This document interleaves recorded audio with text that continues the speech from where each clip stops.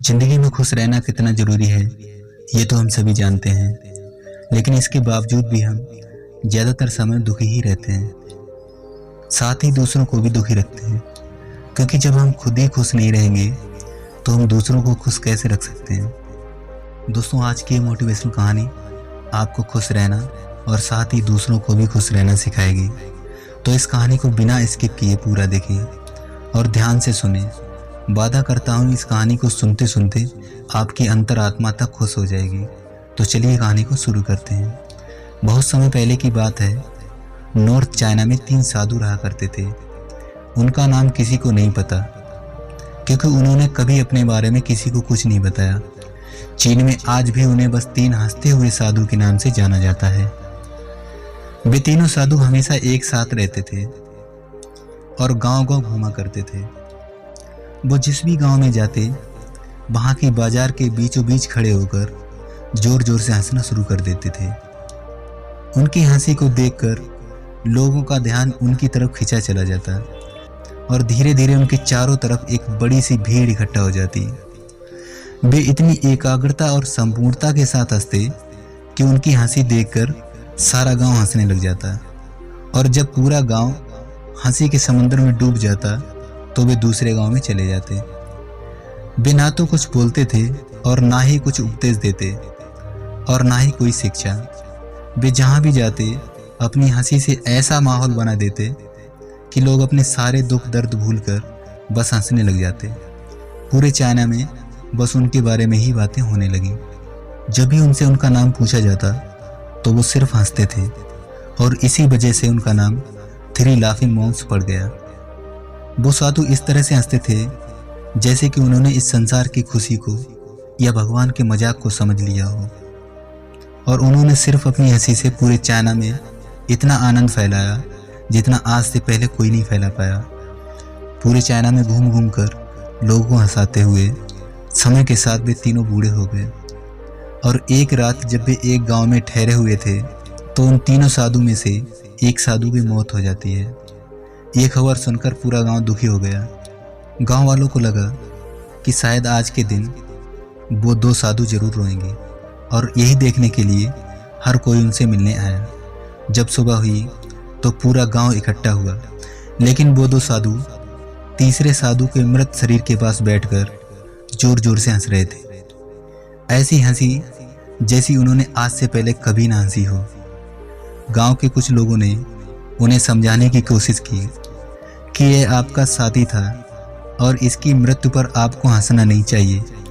तब उस दिन पहली बार उन्होंने लोगों से बात की और कहा, हम हंस रहे हैं क्योंकि आज ये आदमी जीत गया है। हम तीनों में शर्त लगी थी कि जो भी पहले मरेगा बाकी के 2 उस पर जोर जोर से हंसेंगे और इस आदमी ने आज हमें हरा दिया। हम अपनी हार और उसकी जीत पर हंस रहे हैं। इसे अंतिम विदाई देने का इससे बेहतरीन तरीका क्या हो सकता है। ऐसा कहकर उन्होंने उस तीसरे साधु को चिता पर लिटा दिया। चीन में यह प्रथा थी कि जब किसी इंसान की मृत्यु हो जाती तो उसके पुराने कपड़े उतारकर उसे नए कपड़े पहना दिए जाते। लेकिन मरने से पहले उस साधु ने अपने साथियों से अपने कपड़े न बदलने के लिए कहा था। उस साधु ने कहा था कि मुझे स्नान मत करवाना, क्योंकि मैं कभी अशुद्ध हुआ ही नहीं। मेरे जीवन में इतनी हंसी आई कि कोई अशुद्धता कभी जमा ही नहीं हो पाई। जब उस तीसरे साधु के शरीर में आग लगाई गई तो आसमान में जोर जोर से पटाखे फूटने लगे। उस साधु ने अपने कपड़ों के अंदर ढेर सारे पटाखे छुपा रखे थे। ऐसा नज़ारा देखकर पूरा गांव जोर जोर से हंसने लगा और मरने के बाद भी वो साधु लोगों के चेहरों पर एक मुस्कान दे गया। ये मोटिवेशनल कहानी हमें ये सिखाती है कि ज़िंदगी में दुख तकलीफ़ें तो हमेशा रहती हैं, लेकिन जो चीज़ हमेशा साथ रहती है वो है हमारी खुशियाँ। खुश रहने या फिर हंसने के लिए किसी वजह की तलाश नहीं करनी चाहिए। छोटी छोटी चीज़ों में खुद को और दूसरों को खुशी देने की मन में इच्छा होनी चाहिए। अपने दुखों को बांटना जितना ज़रूरी है उतना ही ज़रूरी है अपनी खुशियों को भी बांटना। हमारी ये ज़िंदगी भी बस एक मजाक है। जो इस बात को समझ लेता है वो दुनिया के उस झमेलों में नहीं पड़ता है जो बेवजह हमारे दुखों का कारण बनती हैं। खुद को हमेशा खुश रखने का एक तरीका यह भी है कि अपनी जिंदगी में आने वाली खुशियों को दूसरों के साथ बांटा जाए। खुशी एक ऐसी चीज है जो बांटने से बढ़ती है और गम बांटने से कम होता है। इसलिए लोगों के साथ खुशियों के पल जिए, लोगों से हंसकर बातें करना, छोटी छोटी चीजों में खुशियाँ, साथ बैठकर हंसना और मजाक करना, ये सब आदतें हमारी खुशियों को बढ़ाती हैं। हंसना, मुस्कुराना, ये सब हमारी जिंदगी का एक अहम हिस्सा है, लेकिन हम अपनी खुशियाँ अक्सर अपने दुखों के बोझ के नीचे दबा लेते हैं। और जैसे जैसे ये बोझ बढ़ता जाता है, हम हंसना और मुस्कुराना ही भूल जाते हैं। अपने गमों को भुलाकर जिंदगी को जीना सीखें।